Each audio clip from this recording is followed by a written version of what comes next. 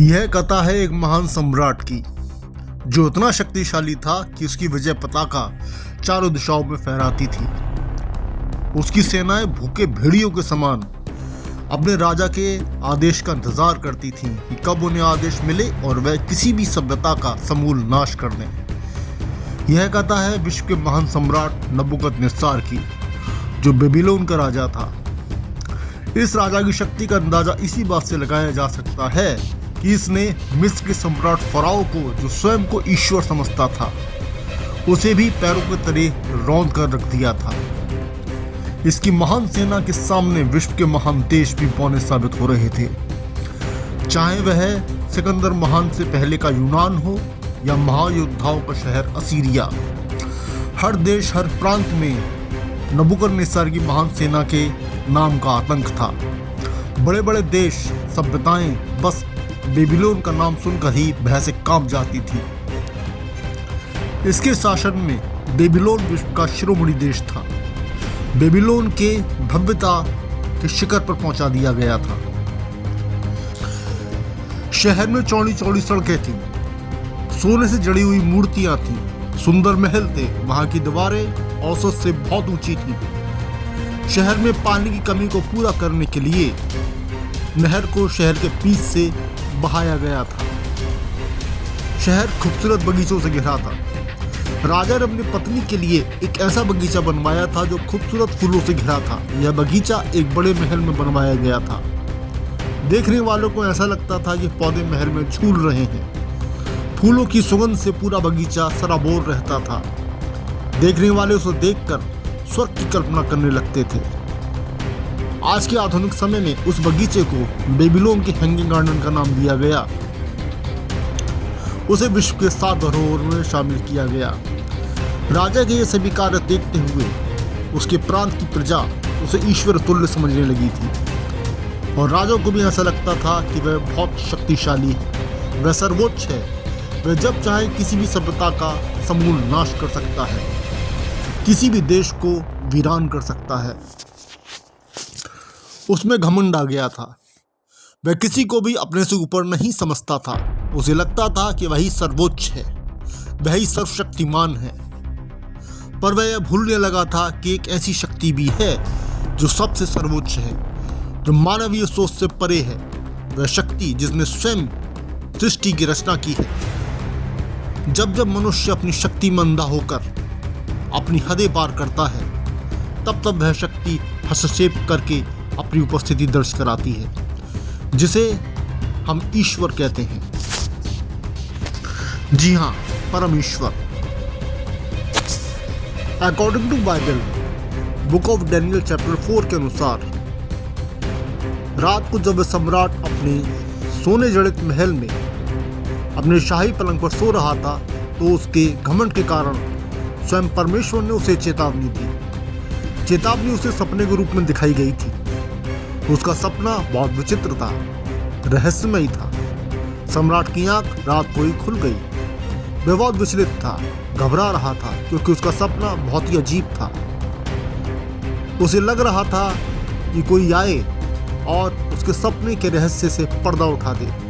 प्रातःकाल जब राज दरबार का समय हुआ, तो वह अपने सिंहासन पर विराजमान हुआ, पर आज वह बहुत उदास था। सभी दरबारी भी उसे देखकर चिंतित थे कि राजा को क्या हुआ है।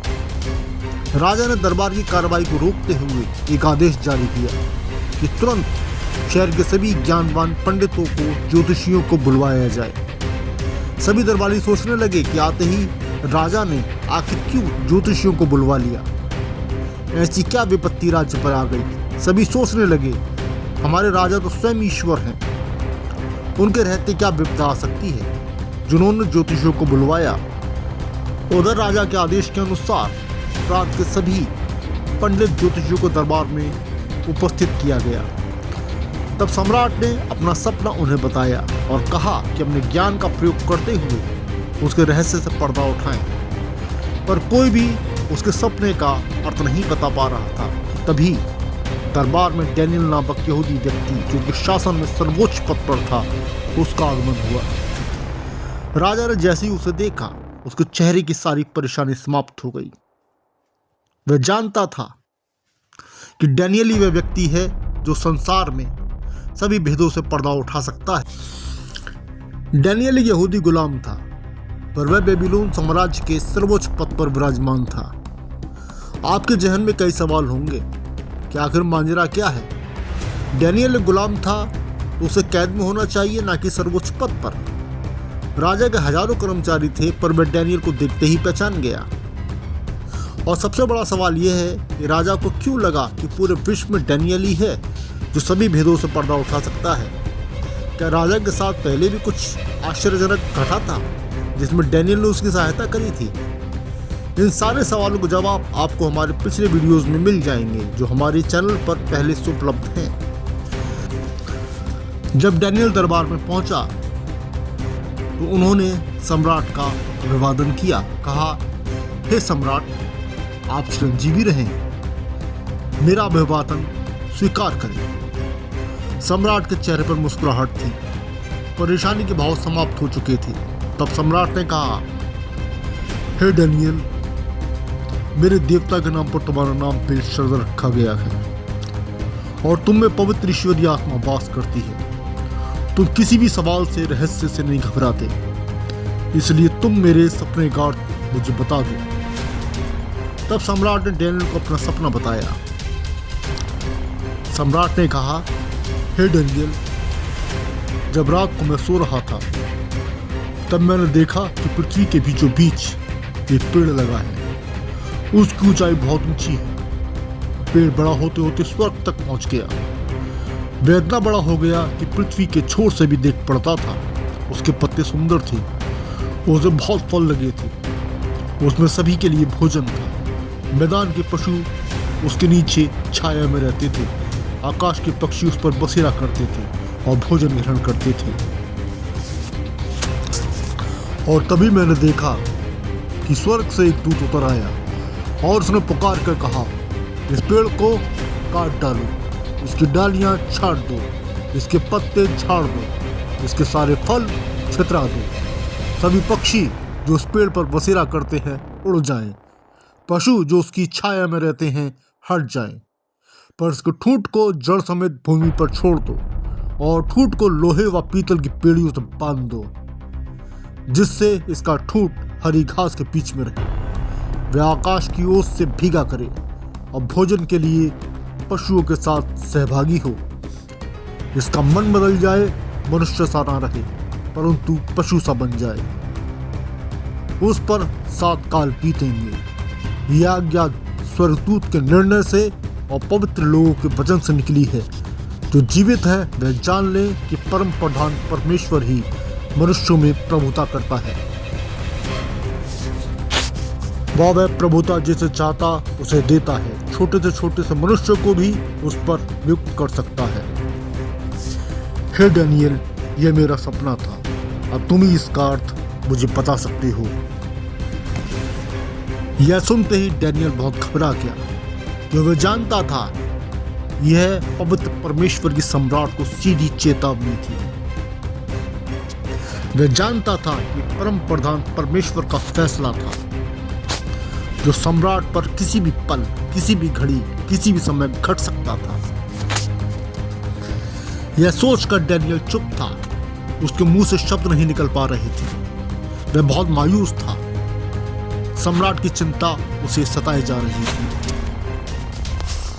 सम्राट भी डैनियल की स्थिति देखकर समझ चुका था कि मामला बहुत गंभीर है। तब सम्राट ने स्वयं को संभालते हुए डैनियल से कहा, हे बेलशस्सर, परेशान मत हो, जो भी है सच सच बताओ। तब डैनियल ने स्वयं को संभालते हुए कहा, हे सम्राट, मेरी प्रार्थना है यह सपना आपके दुश्मनों पर और उसका फल आपके विद्रोहियों पर ही फले।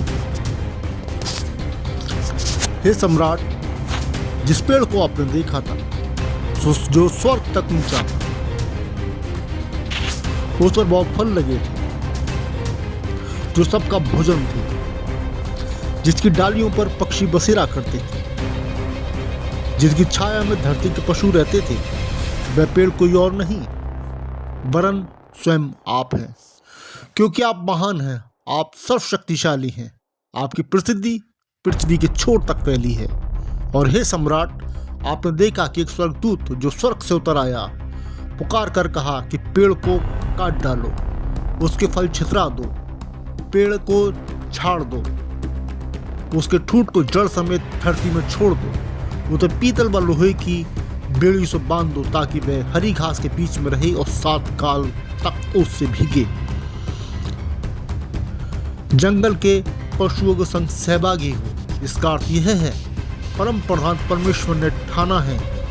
इतना कहते ही डैनियल के आवाज में मायूसी छा गई, क्योंकि जो अब डैनियल बताने जा रहे थे उसे बोलने के लिए बहुत हिम्मत चाहिए थी। कुछ भी हो सकता था, डैनियल की जान भी जा सकती थी, पर सच तो सच था।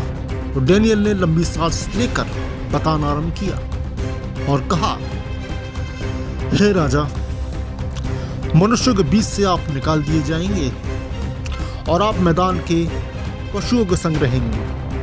आप बैलों के समान घास चरेंगे और 7 युग आप पर बीतेंगे, जब तक आप यह न जान लें कि मनुष्यों पर भी परम ईश्वर ही राज करते हैं। जिसे चाहते हैं वह उसे देते हैं। यह सुनते ही दरबार में कौतूहल मच गया। डैनियल का विद्रोह होने लगा। कुछ मंत्री बोलने लगे, हे बेलशर, आप ये जानते हैं कि आप क्या कह रहे हैं? क्या आपको इस बात की जानकारी नहीं कि आपको इसके लिए मृत्यु दंड दिया जा सकता है? हाँ, बिल्कुल। सम्राट को डैनियल को कैद करने का आदेश देना चाहिए। पर डैनियल ने उनकी परवाह ना करते हुए आगे कहा, हे सम्राट, जिस ठूंठ को धरती में लगे रहने की आज्ञा हुई है, उसका अर्थ यह है कि आपका राज्य समाप्त नहीं होगा, वह आपके लिए बना रहेगा। और जब आप ये जान लेंगे कि धरती का ईश्वर स्वर्ग में है, तो आप फिर से राज्य करने पाएंगे। सम्राट के चेहरे पर सन्नाटा था, जो वह डैनियल को, उसके ज्ञान को और उसके भेदों को प्रकट करने की शक्ति को भली भांति जानता था। वह जानता था यदि डैनियल ने यह बात बोली है तो यह अटल सत्य है। दरबार में डैनियल के प्रति विद्रोह बहुत तेज हो गया था। डैनियल को पकड़ लो, उसे कैद कर लो, उसे दंड दो, उसे मार दो। तब सम्राट ने कहा, शांत हो जाओ। तब डैनियल ने कहा, हे राजा, यदि आप अभी भी पाप करना छोड़ दें, घमंड ना करें, स्वयं को ईश्वर तुल्य ना समझें, गरीब, दीन, असहाय पर दया करें, तो संभव है यह आपके साथ नहीं घटेगा। यह सुनकर दरबार में विद्रोह थोड़ा शांत हो गया, क्योंकि डैनियल ने इस विपदा का समाधान भी बता दिया था।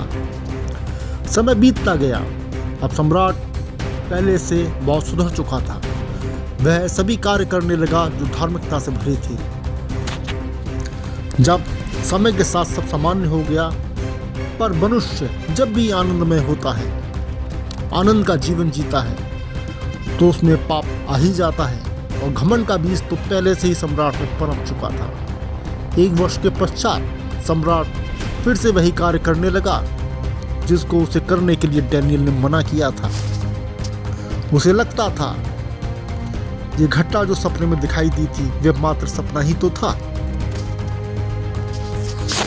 एक बार वह अपने महल के छत पर घूम रहा था।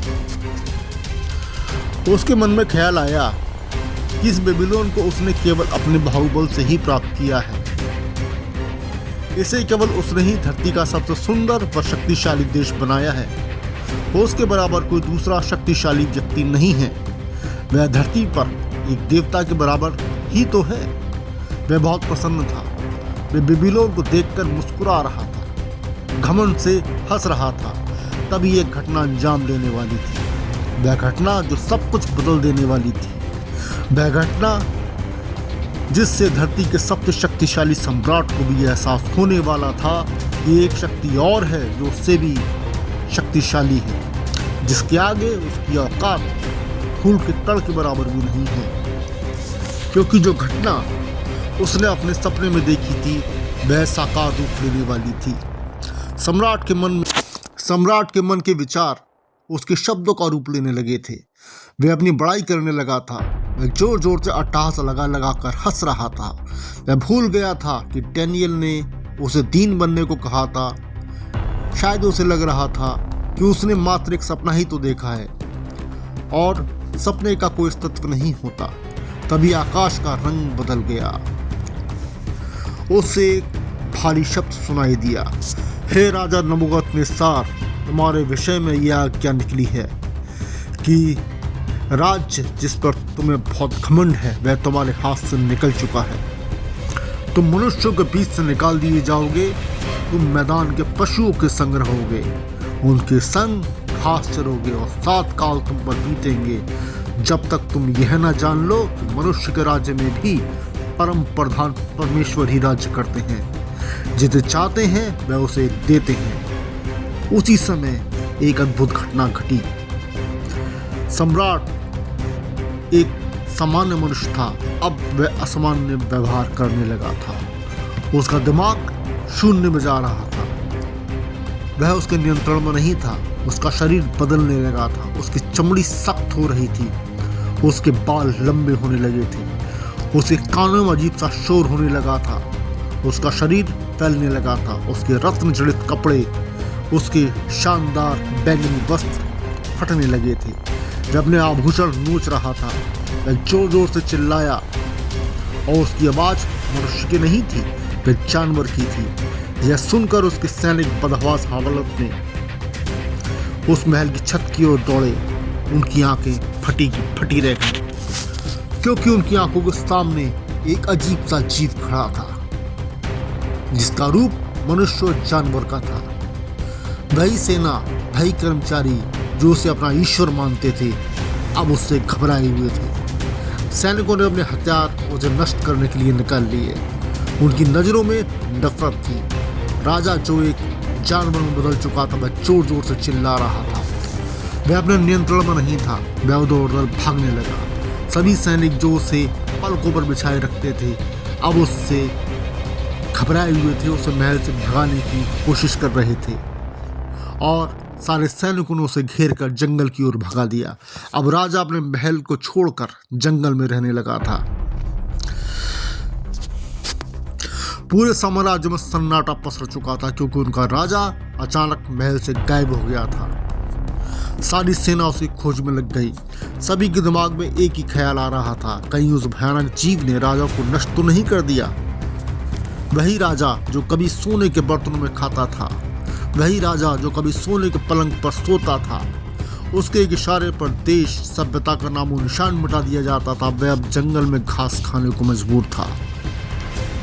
वह अपने राज्य को दूर से देखता था। अब उसका महान साम्राज्य उसके मंत्रियों के हाथ में था, या परिस्थितियों को देखते हुए कहें तो शायद डैनियल के हाथ में था, क्योंकि डैनियल ही उस राज्य में सर्वोच्च पद पर विराजमान थे। डैनियल इस बात को भली भांति जानते थे कि सम्राट कहाँ है, किस हाल में है, और वह 7 वर्ष के पश्चात फिर वापस आएंगे। समय किसी के लिए नहीं रुकता, वह बढ़ता रहता है। वह लोग जो राजा के सपने की बात काल्पनिक समझते थे, वह उसे ढूंढते रहे, पर वह नहीं मिला। जंगल में अब राजा का दिमाग शांत होने लगा था। वह सोच सकता था, पर वह अपने महल पर फहरा रही विजय पताका को दूर से ही देखता रहता था और वह निराश होता था, क्योंकि वह शरीर जो उसे परमेश्वर ने श्राप में दिया था, उसके साथ में महल में नहीं आ सकता था। इसी में 7 वर्ष गुजर गए। परमेश्वर की भविष्यवाणी को जो सजा के रूप में राजा को मिली थी, उसे संपूर्ण होने का दिन आ गया था। 7वें वर्ष उसने अपनी आंखें स्वर्ग की ओर उठाई और अपने पापों का पश्चाताप किया। परम प्रधान परमेश्वर की प्रशंसा की, उसकी महिमा की। तभी उसकी बुद्धि जो एक सफल सम्राट की थी, उसे वापस मिलने लगी। वह सामान्य होने लगा था। उसका शरीर बदलने लगा था। उसे मनुष्य का शरीर प्राप्त हो रहा था। अब वह महल में जा सकता था। अब वह महल की ओर जाने लगा, पर अब उसके व्यवहार में अंतर था। वह शांत था, गंभीर था। वह परमेश्वर के प्रति निष्ठावान था। उसके महल में पहुंचते ही कर्मचारियों ने उसे पहचान लिया। उसका स्वागत हुआ। पूरे साम्राज्य में खबर आग की तरह फैल गई कि सम्राट लौट आए हैं। पूरी प्रजा, मंत्री, कर्मचारी सभी उसे देखने के लिए, उसको स्वागत करने के लिए उमड़ आए। राजा अपने सोने के महल को, उसकी विशालता को देखकर प्रसन्न था। परमेश्वर का धन्यवाद दे रहा था कि सब कुछ उसे परमेश्वर ने ही दिया है। राजा की बागडोर, उसका सिंहासन, उसका मुकुट उसे वापस दे दिया गया। अब राजा ने अपने राज्य की नीति में बहुत बदलाव किए। अब उसमें दया थी, दीनता थी। वह गरीब लोगों पर बहुत दया करता था, उन्हें दान दिया करता था। अब उसकी सेनाएं बेवजह किसी भी देश पर आक्रमण नहीं करती थी। वह बहुत धार्मिक था। वह डैनियल को अपने साथ हमेशा रखता था। इसी के साथ समय गुजरता गया और राजा की मृत्यु ईसा से 562 वर्ष पूर्व शायद नींद में हो गई। यह कथा हमें सिखाती है कि हमारे पास जो कुछ भी है वह परमेश्वर का है। हमें हर समय, हर पल उसका धन्यवाद देना चाहिए। Praise the Lord.